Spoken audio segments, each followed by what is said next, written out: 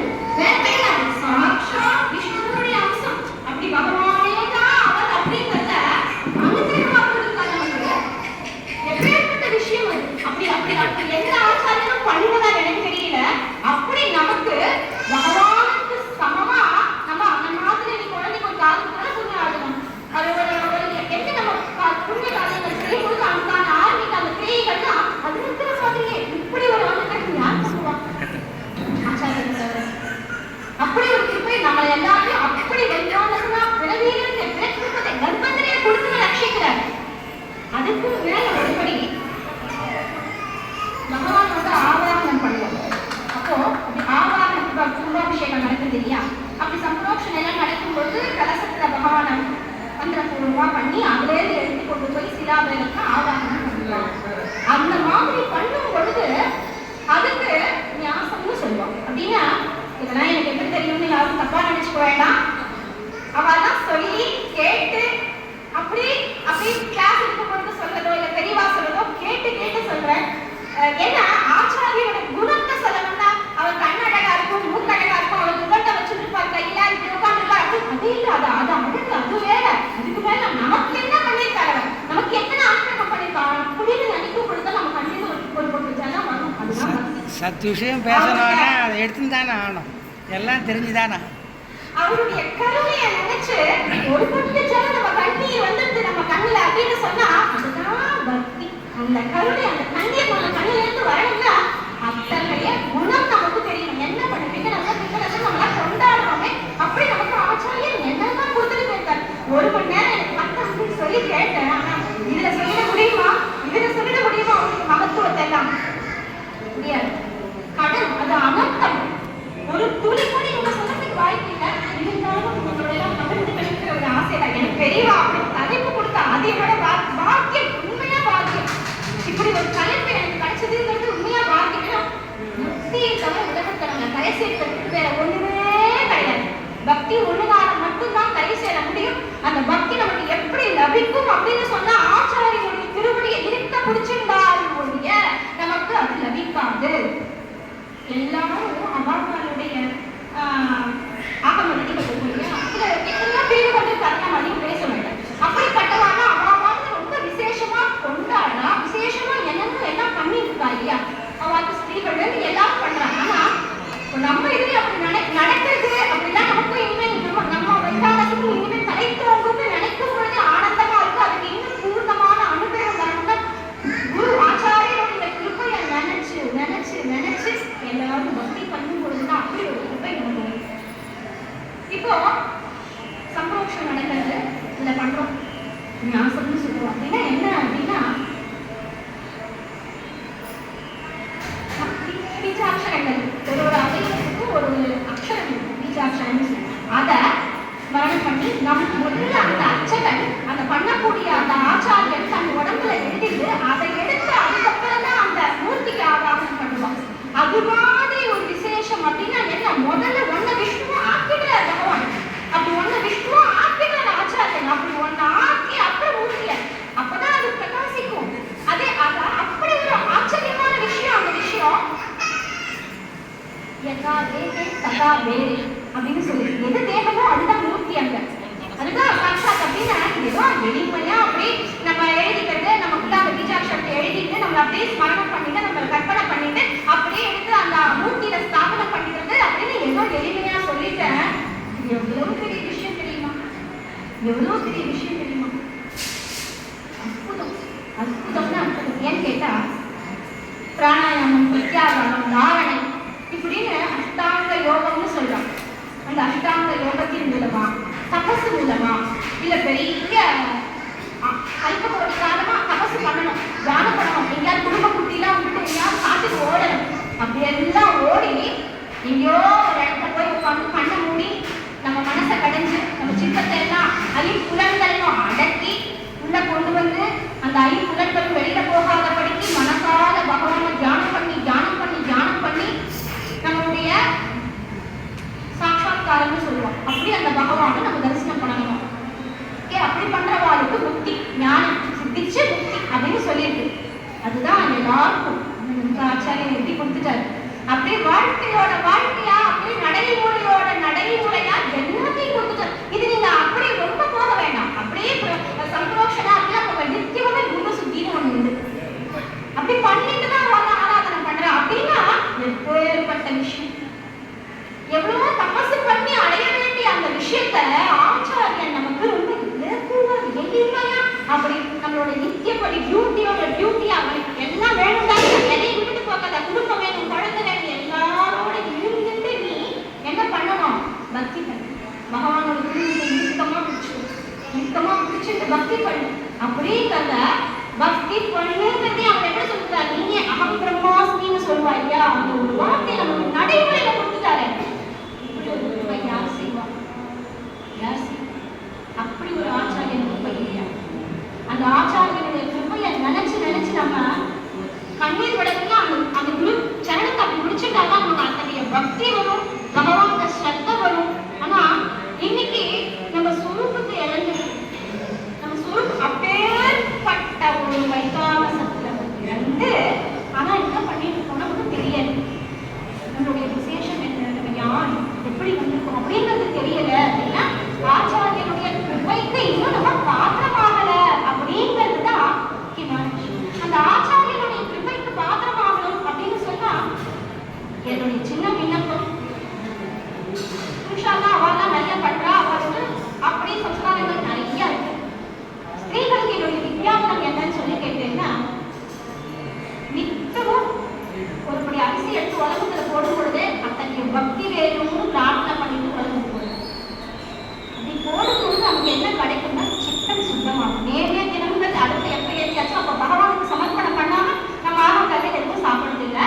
ஆனா இன்னும் கொஞ்சம் விசேஷிச்சு அதுல அப்படியே எடுத்து உலகத்துல அரிசி, நீங்க எங்க உலகத்தெல்லாம் போடுறோம், குக்கர் தான் வைக்கிறோம் அப்படின்னு நீங்க நினைக்கலாம். பரவாயில்ல, உலக வச்சாலும் பரவாயில்ல, அதை வைக்கும் பொழுது இந்த அன்னத்தை சாப்பிடவாளுக்கு ஹிருதயத்தை பக்தியை ஏற்படுத்தி கொடுப்பாங்க. இல்ல ஆச்சாரியனே நினைச்சிட்டு ஸ்மரணம் பண்ணிட்டு அதை ஏற்றுக்கோ, அதை சாப்பிட்றவா, குழந்தையிலிருந்து பெருக்கி யாராவது கெஸ்ட் வந்திருந்தா கூட அவளுக்கும் அந்த உணர்வை ஆச்சாரியன் அனுப்பிடுவாங்க. நம்ம கிட்டதான் இருக்கு, நம்ம கிட்டதான் எல்லாம் இருக்கு, ஸ்திரீகள் கிட்டதான் எல்லாம் இருக்கு. அப்படி என்ன அகம்பாரத்தை பேசல, அன்பால பேசுறேன். ஏன்னு கேட்டா அம்மா எப்படி வளர்த்தாலோ அப்படிதான் அந்த குழந்தைக்கு எல்லாம். அம்மாவுக்கு முதல்ல அந்த பூர்வம் என்னன்னு தெரியணும். அம்மாவுக்கு என்ன அந்த பூர்வம்னு தெரிஞ்சாதான் அந்த குழந்தைக்கு அதை சொல்லி தர முடியும். அவன் கேட்கிற சந்தேகங்களை நிவர்த்தி பண்ண முடியும். அப்படிங்கும் பொழுது நம்ம எல்லாரும் அதை பத்தி தெரிஞ்சுக்கணுங்கிறதுக்காக சொல்றேன். எனக்கு அப்புறம் சுபா அதை பத்தி தான் பேசுவான்னு நினைக்கிறேன். இருந்தாலும் என் மனசுல பட்ட ஒரு சொல்லிட்டு அப்படி ஆச்சாரியனுடைய பக்தியை நினைச்சு நினைச்சு நினைச்சு நினைச்சு நம்ம பக்தி பண்ணணும். அந்த கருணையை நினைச்சு பக்தி பண்ணணும். நான் ஒரு புரிதான் சொன்னேன். எவ்வளவோ சொல்லியிருக்காங்க, மகான்கள் எவ்வளவோ நமக்கு கொடுத்துருக்காங்க. அந்த அவனுடைய ரூபத்தை நினைச்சு பக்தி பண்ணலாம், அவனுடைய கருணை நினைச்சு பக்தி பண்ணலாம். ஆச்சாரியர் விகனசாச்சாரியன் தான் பக்தி பண்ணணும்னு இல்லை. அதுக்கப்புறம் அவரே போக அவதாரம் பண்ணார். விகனச உற்பத்திங்கிறது எந்த நிபமும் தெரியாது. அதுக்கான எப்படி தமிழ் எந்த எப்ப பிறந்ததுன்னு தெரியாது, மூத்த மொழின்னு சொல்றாரு இல்லையா, அது போல ஆச்சாரியன் விகனசாச்சாரியன் எப்ப உற்பத்தி ஆனார் அப்படிங்கிறது தெரியாது. ராமாவதார காலத்துல அந்த முறைகள் பின்பற்றப்படுதுன்னு சொல்லப்பட்டிருக்கு.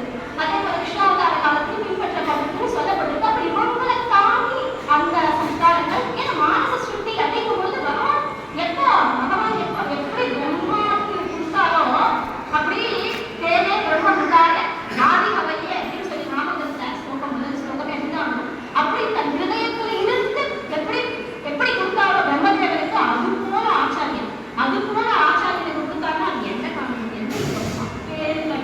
ஆச்சாரிய பரம்பரைய இன்னி வரைக்கும் நமக்கு எடுத்துட்டு வரா இல்லையா துணிவாயும் அவள்தான் அவளை போஷிக்கணும், அவள்கிட்ட நம்ம பக்தி பண்ணணும். அப்படிப்பட்ட பெரியவாழ்கிட்ட நம்ம என்ன தெரிஞ்சுக்கணும், இதுதான் ஆச்சாரிய பக்திக்கு மூலாதாரம்.